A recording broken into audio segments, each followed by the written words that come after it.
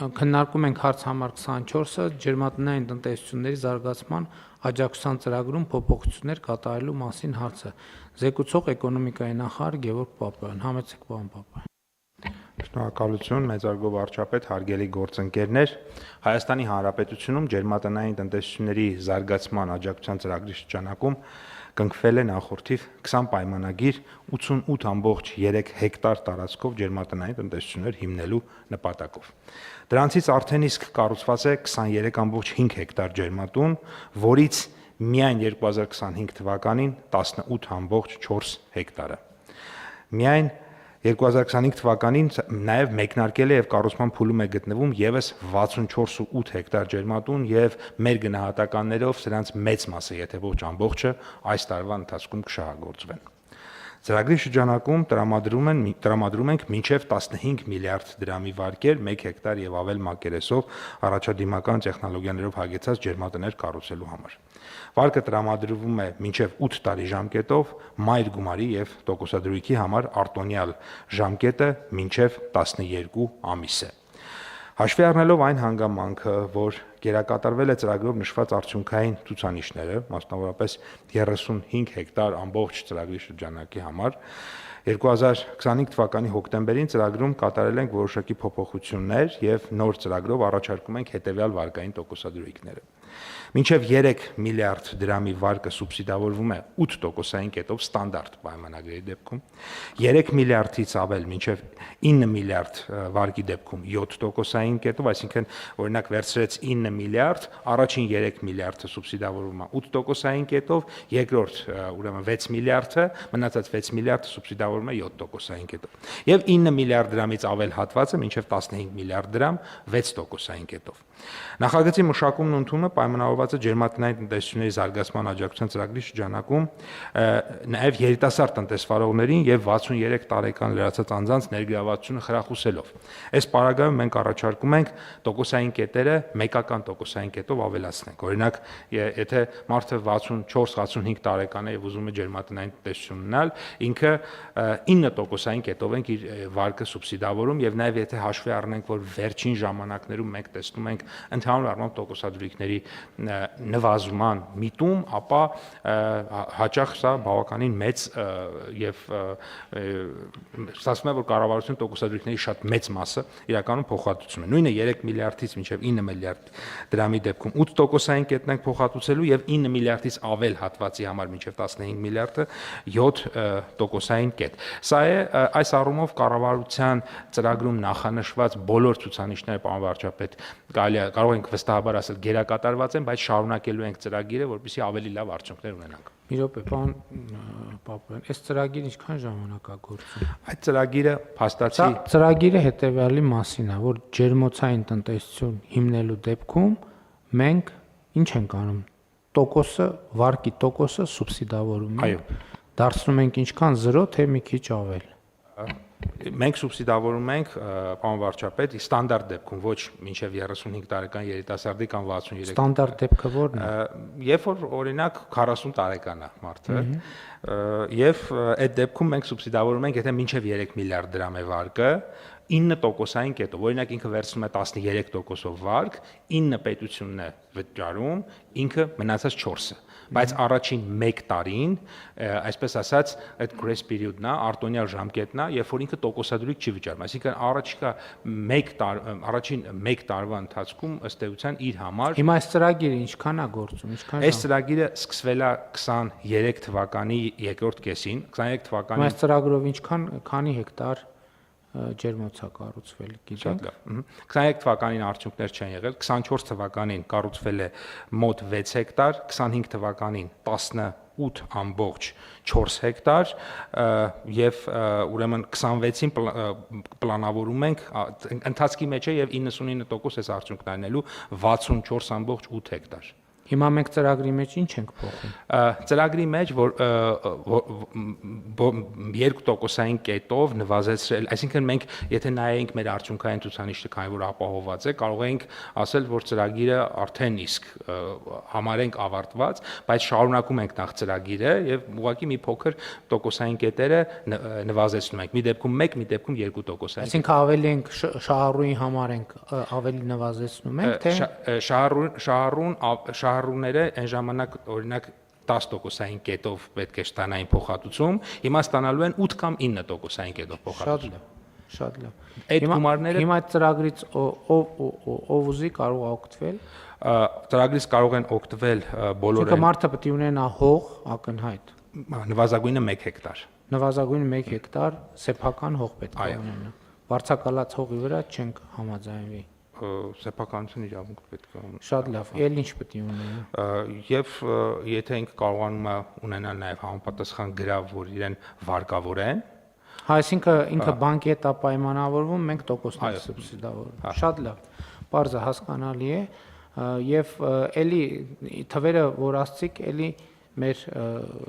ծրագրերում հաճախ է պատահում, որ ծրագիր ընդունում ենք, ասենք մի տարի լռություն է, ոչ մի ձեն չկա, ոչ մի բան տեղի չի ունենում, հետո սկսում է աճել եւ սա լավ process է մեր ռազմավարություններին համապատասխանող, որովհետեւ ասել ենք, որ գյուղատնտեսություն ասելով մենք ավելի ու ավելի պետք է հասկանանք ինտենսիվ գյուղատնտեսություն, որովհետեւ այն ինչ որ ինտենսիվ չի, այսօրվա կամ վաղվա տրամաբանությամբ այնքան էլ գյուղատնտեսություն չի, ընդ որում այստեղ մի հետաքրքիր բան կա, էլի կարծում եմ, որ այս նրբությունները բոլորս պետք է իմանանք, ես տարբեր առիթներով, որ ջերմոցներում լինում եմ, ինձ հետաքրքրում էր, որ օրինակ բարձրադիր վայրերում, Գեղարքունիքի մարզում, որը այնց կլիմայական մեծ հայտնի գյուղատնտեսական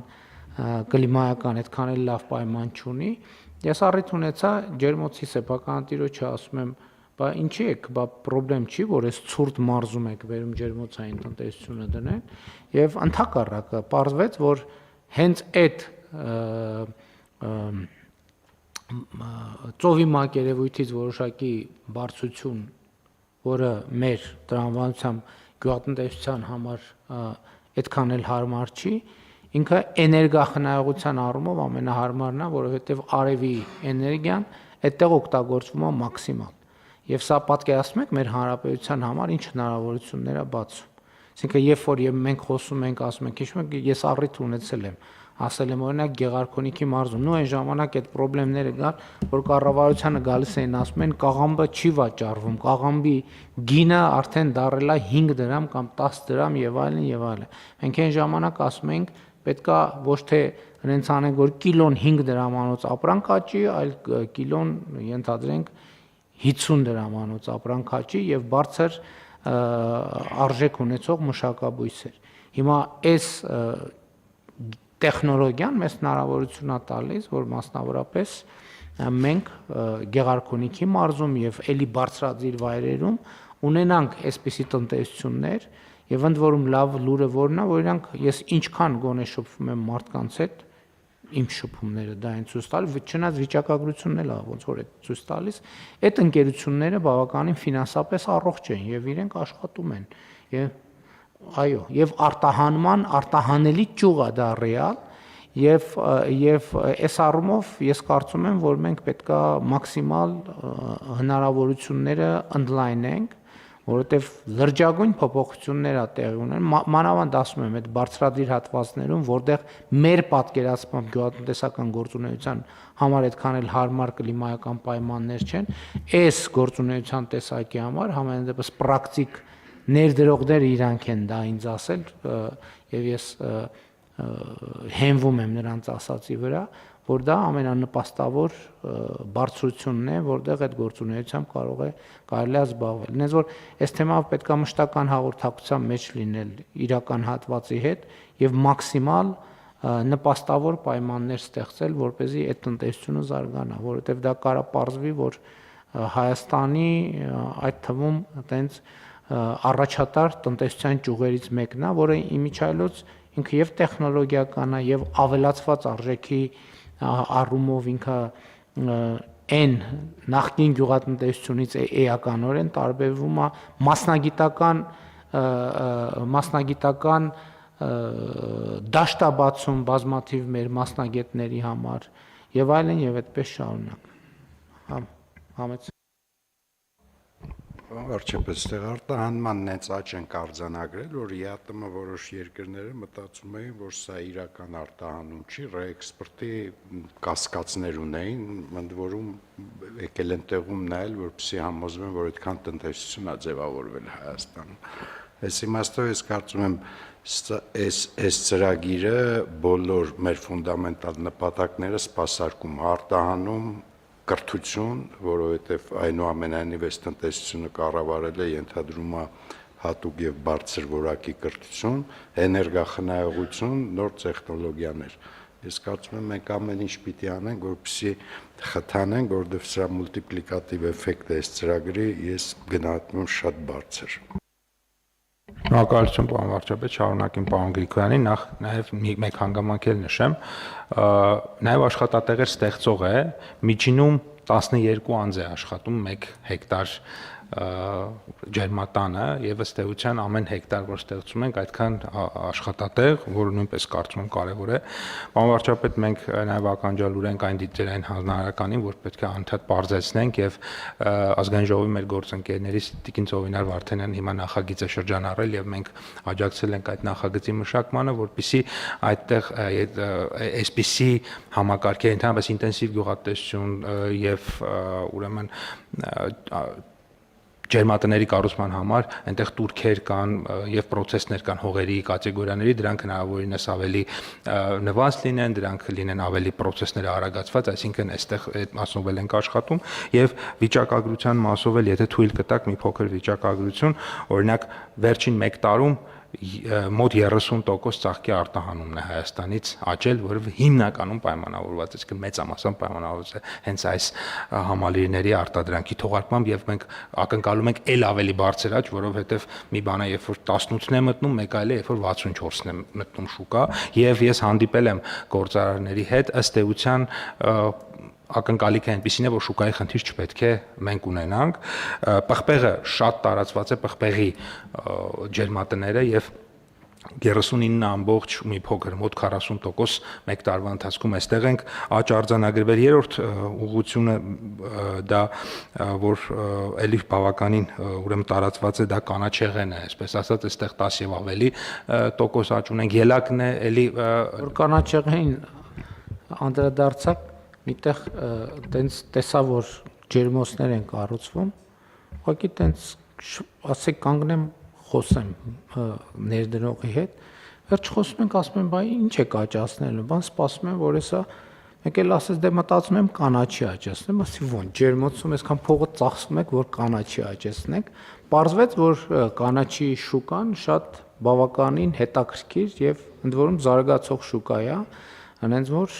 էս էլ է շատ հետաքրքիր, այսինքն տեսեք բանի բիզնեսի ստեղծարար ուժն է դա եւ մենք պետք է այդ խթանենք, որ մարդիկ մտածելու, ստեղծագործելու հնարավորինս լայն դաշտ ունենան եւ զգան, որ կառավարությունը աջակցում է այդ process-ը։ Շնորհակալություն, պարոն վարչապետ։ Նույն ելակն է լի բարձր եւ իհարկե սա շատ կարեւոր է երկրի պարենային անվտանգության տեսանկյունից, որովհետեւ ցանկացած պարագայում կարելի ասել տարին 12 ամիս 24 ժամ մենք ունենալու ենք մթերքներ։ Շատ լավ, խնդրեմ պարոն Թորոսյան։ Շնորհակալություն, պարոն վարչապետ, ես մի հարց եմ ուզում տալ, նախ ողջունում եմ ավագ սերնդի մեր ներկայացուցիչների համար հատուկ պայմաններ ստեղծելը եւ նաեւ երիտասարդների, դա նաեւ տեղավորվում է մեր այլ քաղաքականությունների մեջ, բայց այնուամենայնիվ կխնդրեմ պարզաբանեք մեխանիզմը դա ինչպես է տեղի ունենում եւ արդյոք այդտեղ ռիսկեր չկան այլ մարդու անունով դա ձևակերպելու եւ ավել տոկոս ստանալու էլի որպես սուբսիդիա։ Շնորհակալություն։ Ես մեր խնդիրը հետեւյալն է, նախ տոկոսադրույքը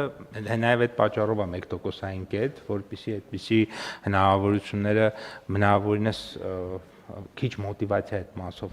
լինի այդպիսի բաներ անելու, բայց այնուամենայնիվ այդպիսի խնդիր մենք մեր առաջ չենք դրել, եթե նախ սրանք խոշոր ներդրումներ են, միլիարդավոր դրամների ներդրումներ են եւ չեմ կարծում, որ այլ մարդ, այսինքն ինչ որ մեկը իր հարևանին անունով կգրանցի իր մի քանի միլիարդանոց բիզնեսը, եթե ծնողն է զբաղվում եւ ծնողի անունով է, էլի խնդիր չենք տեսնում, այդտեղ մենք այդպիսի խնդիր չենք տեսնում։ Շատ լավ։ Խնդրեմ այլ դիտարկումներ, այստեղ կարևոր է ընդգծել նաև, որ այս տեխնոլոգիաները նաև ջրի խնայողության շատ կարևոր գործառույթ են անում։ Ես ճիշտ վստահ չեմ, որ արդյոք փակ ցիկլի հնարավորություն կա, բայց ենթադրում եմ, որ կլինի նաև որոշակի հանքանյութերով հարստացման տրամաբանություն, բայց ամեն դեպքում բարձա որ լրիվ այլ այդ տեխնոլոգիան ինքը արդեն ջրի խնայողության տրամաբանության վրա է կառուցված, եթե նույնիսկ հիդրոպոնիկ տեխնոլոգիա է եւ սա է շատ կարեւոր մի նրբություն է, որ մենք ջրային ռեսուրսները այդպեսով նաեւ առավել արդյունավետ ենք օգտագործում եւ այդ դեպքում այդտեղ հեկտարներ չկան, որտեղ ասեն, որ ոռոգման ջուր չկա եւ այլն, որովհետեւ այդ արժեշղթայի մեջ ամեն ինչը հաշվարկված է միլիտր ջրի ճշտությամբ ամեն ինչը հաշվարկված է եւ սա շատ կարեւոր արձանագրում է։